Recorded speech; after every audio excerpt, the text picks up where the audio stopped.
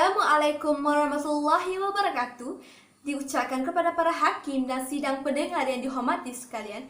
Pada video ini saya akan menghuraikan tentang istiqamah, jalan menuju mujahadah. Perkataan istiqamah mempunyai 9 huruf yang mudah dan ringan untuk disebut, namun untuk melakukannya agak sukar dan berat. Amalan secara istiqamah yang sedikit pada setiap hari adalah lebih baik daripada amalan istiqamah yang banyak, namun hanya dilakukan pada hari-hari yang tertentu. Sidang pendengar sekalian, adakah Anda tahu dari mana berasalnya perkataan istiqamah? Daripada istilah bahasa. Istiqamah berasal daripada perkataan istiqamah yastaqimu, yang berarti tetap teguh pada satu jalan, konsisten atau teguh pendirian. Manakala dari segi istilah, istiqamah bermaksud ketaatan yang berterusan dalam melaksanakan perintah Allah Subhanahu wa taala dan menjauhi segala larangannya. Allah Subhanahu wa taala berfirman, "Fastaqim kama umirta wa ma taba ma'ala tatqau innahu bima ta'maluna basir." Yang bermaksud, oleh itu hendaklah engkau wahai Muhammad sedasa tetap teguh di atas jalan yang betul sebagaimana yang telah diperintahkan kepadamu. Surah Hud ayat 112.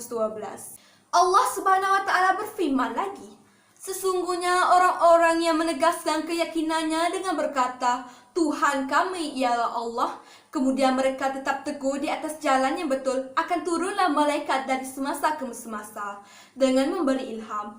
Janganlah kamu bimbang dari berlakunya kejadian yang tidak baik terhadap kamu, dan janganlah kamu berduka cita, dan terimalah berita gembira bahwa kamu akan masuk ke syurga yang telah dijanjikan kepadamu.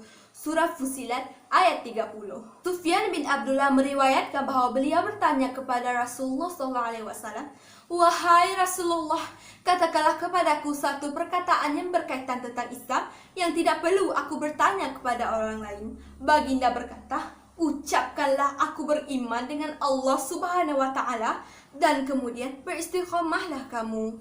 Sidang pendengar yang dihormati sekalian, terdapat beberapa prinsip istiqamah. Antaranya ialah, yang pertama, konsisten berpegang teguh dengan akidah yaitu ahli sunnah wal jamaah. Yang kedua, konsisten dalam cita-cita untuk berjaya di dunia dan di akhirat. Dan yang ketiga, konsisten dalam berjihad melawan pengaruh, ajakan dan godaan hawa nafsu dan syaitan. Manakala sifat-sifat orang yang istiqamah adalah mempunyai tujuan dan matlamat yang jelas. Orang yang istiqamah mempunyai tujuan atau misi yang ingin dicapai dan dihayati dengan penuh bermakna. Mereka juga sangat menghargai waktu. Orang yang beristiqamah sangat berdisiplin, bertanggung jawab, dan tidak menunda-nunda waktu. Terdapat beberapa cara yang dapat kita lakukan agar kita memiliki sifat istiqamah. Yang pertama adalah sentiasa bermujahadah melawan hawa nafsu agar sentiasa berterusan mengamalkan sifat mahmudah. Yang kedua adalah sentiasa mempelajari ilmu dengan istiqamah supaya menjadi amalan di dalam kehidupan.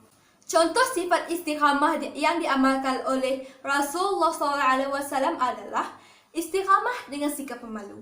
Rasulullah SAW merupakan seorang yang sangat pemalu, hingga kan para sahabat mengatakan rasa malu baginda melebihi seorang gadis.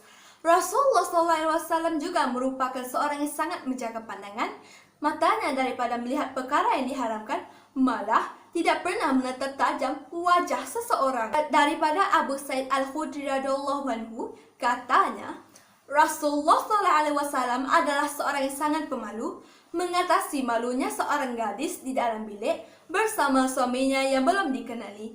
Apabila melihat sesuatu yang dibenci, kami akan nampak muka baginda berubah. Sidang pendengar yang dihormati sekalian, terdapat hikmah andai kita mengamalkan sifat istiqamah. Yang pertama, dapat menzahirkan individu yang berakhlak mulia kerana melaksanakan kebaikan dengan berterusan. Dan yang kedua, dapat membentuk insan yang teguh pendirian dalam mempertahankan kebenaran.